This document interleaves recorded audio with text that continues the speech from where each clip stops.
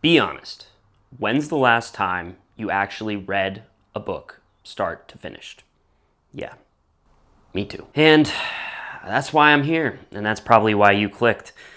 I'll be honest. I really am hoping, if anything, maybe this experiment, this YouTube channel, just holds me accountable and gets me back into my reading good graces and rekindles my love of reading. Get it? Kindle? Yeah, see, actually, I got one of those about a year ago. My wife got it for me. And she set it up for me. She put Libby on it. She got it to the point where it was idiot proof. All I had to do was hit request, and I still haven't done that. So is that bad enough of a reading slump for you? But look, maybe we could do this together, right? I mean, either you're an avid reader gone dry, or maybe you're a new reader just trying to get into it. And I'm offering solidarity and a plan to get us both back into the reading swing of things. And if you've never been in a reading slump before, congratulations! You're either lying or you've unlocked an achievement that I've not been able to get my hands on for the longest time now. So by all means, either way, welcome to the slow motion train wreck that has been my reading journey for the last several months. For context, I used to crush books. I'm talking one book a week. I'm talking 66 books in 2021, and not little baby short novellas. I'm talking thumpers, chunkers, Wheel of Time door stoppers. I'm talking entire fantasy universes with a glossary thicker than most YA novels out there. And fast forward to now, 2025, I can't tell you how many times now I've picked up the Golden Compass and restarted it. And don't get me wrong, I've really enjoyed those first 100 pages 3 times now. It's nothing against the book. I just can't do it. Planes used to be one of my favorite places to read.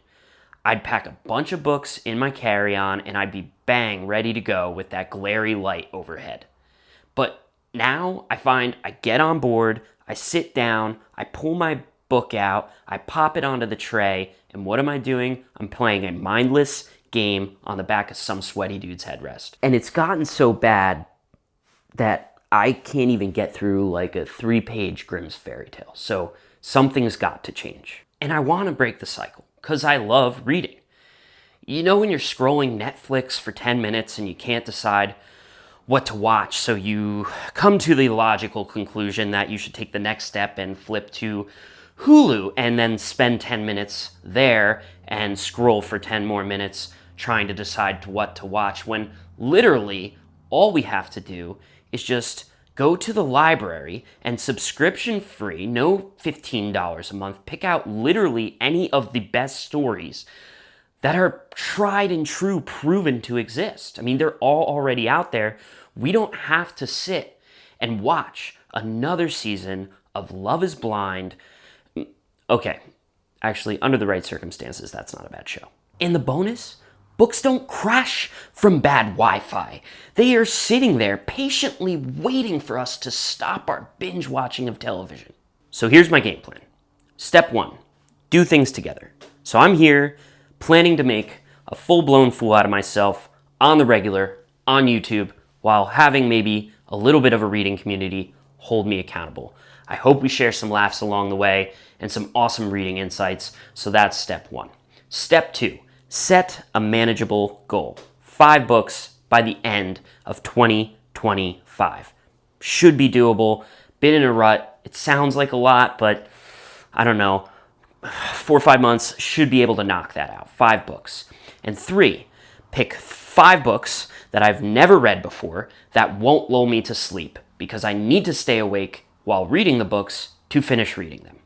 Those are the 3 steps. Now, after a little bit of crowdsourcing on Instagram, been a kind of a casual bookstagrammer for a while now, and a little bit of family friend help, and all of the ChatGPT and Googling I can find at my fingertips, I've come together with what I think should be a foolproof knockout 5-book stack that will get me out of this rut. So my first choice is Project Hail Mary by Andy Weir.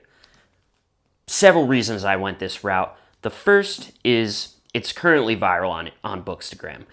And if that's usually taught me anything, it's that actually, well, it's a letdown because I'm looking at you, Addie LaRue. Honestly, I think this has a chance to be different. See, I read The Martian, really liked it. Probably will talk about it in the future. Definitely will talk about it in the future. But he makes me laugh and he makes me feel smarter. Another reason is that it has a movie coming out. And if you know anything about me, you know that I won't watch a movie unless I've read the book first.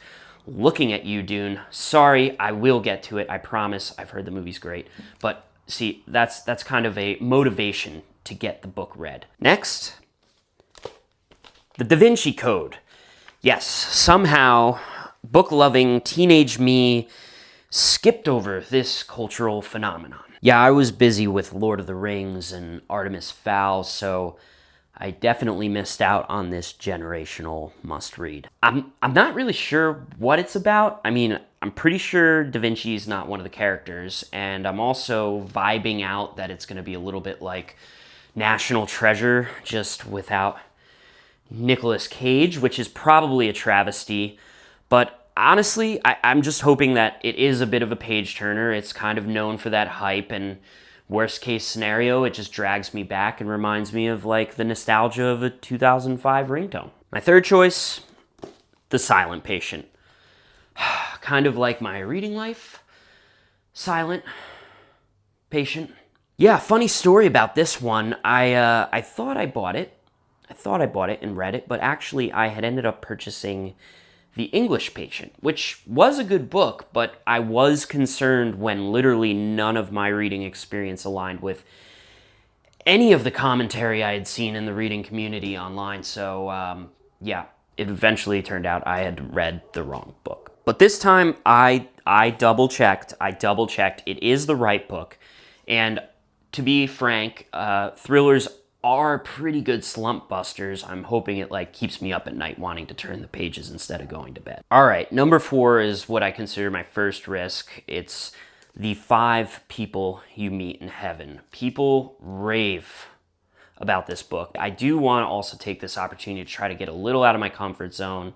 Again, love fantasy. They all can't be sci-fi fantasy. Now, this has been like wildly embraced by a lot of people. A lot of people know about this book. I'm just really, really curious here to see who the 5 people are. You know, I'm thinking Robin Williams, Alexander Hamilton, maybe Aristotle, John Madden, and Frank Sinatra. Maybe that's the 5 people. I don't know. I don't think, I'm not really sure if Mitch Albom was taking my interests into account when he wrote this, but if he was, this is going to be a knockout. And number 5, Gardens of the Moon. Yeah, no, I know I said I'd try to mostly avoid fantasy, but I'm not going to leave a list entirely devoid of fantasy.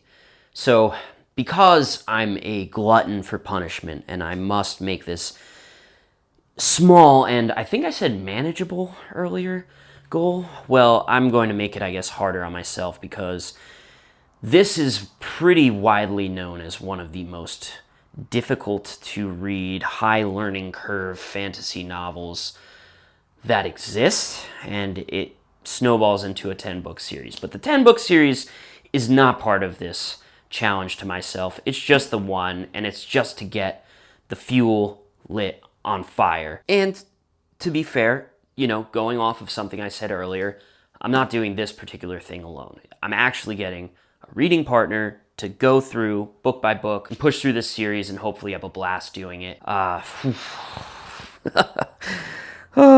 it's gonna be brutal, isn't it? I know, it's pretty ridiculous. It's like kind of moving into running a marathon when I should just be taking a jog after a year of sitting on the couch. But, you know, hey, maybe it's bold. You know, it's daring, dare I say, heroic. So that's it. 5 books. This is the lineup, people. This is the lineup. We're going to hope for the best here. This is what's going to do it. It's going to pull me out of my slump. But seriously, let me know in the comments. I mean, drop some books that you feel are tried and trues, get you out of a reading slump when you're in one. Or just bring the energy every time you give it a reread. Maybe if it's something I've never touched before, hey, I'll throw it on the shelf. I'll give it a go. Probably going to be sharing some book reviews, some bookish rants, and some probably controversial book opinions along the way.